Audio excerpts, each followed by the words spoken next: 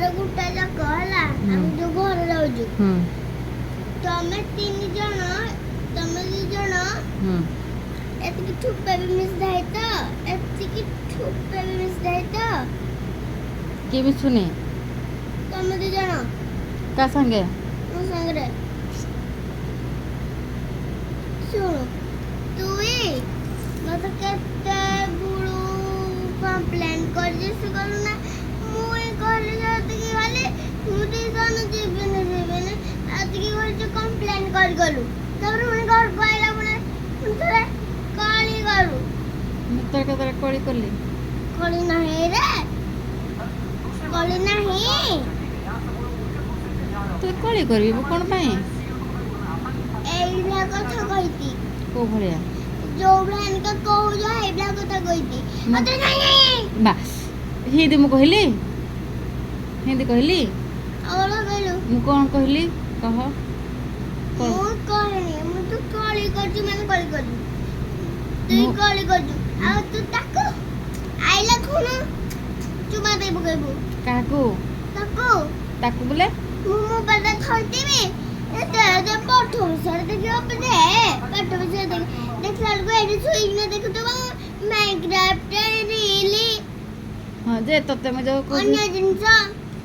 ଯେ ତତେ ମୁଁ ଘୁଡ଼କିଲି କେତେବେଳେ ବାହାରେ ବଇଥିଲ ଯେ ଆମେ ମୁଁ କ'ଣ କହିଲି ଘୁଡ଼କିନି ତମେ ତତେ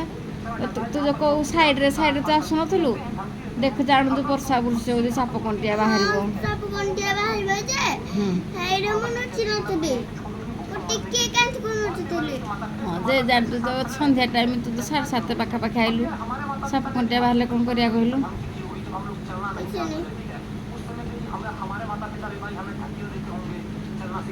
ତୁ ତ ସାଙ୍ଗେ ମିଶୁନି ପୁଣି କିଏ କ'ଣ କହୁଛୁ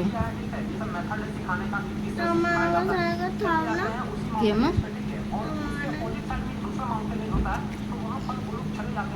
ତୁ ମନେ ମନେ କହୁଛୁ ନା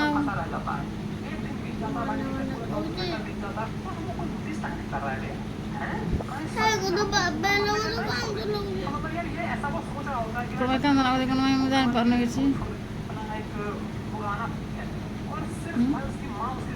କାନ୍ଦୁଛୁ କ'ଣ ପାଇଁ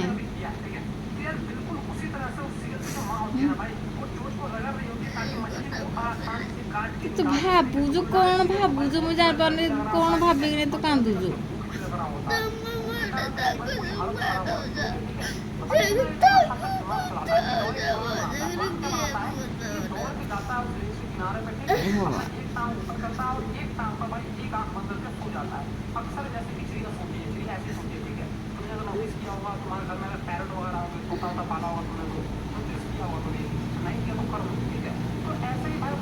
ଗାଁଲା ଝିଅ ତୁଇ କ'ଣ କହିଲା କି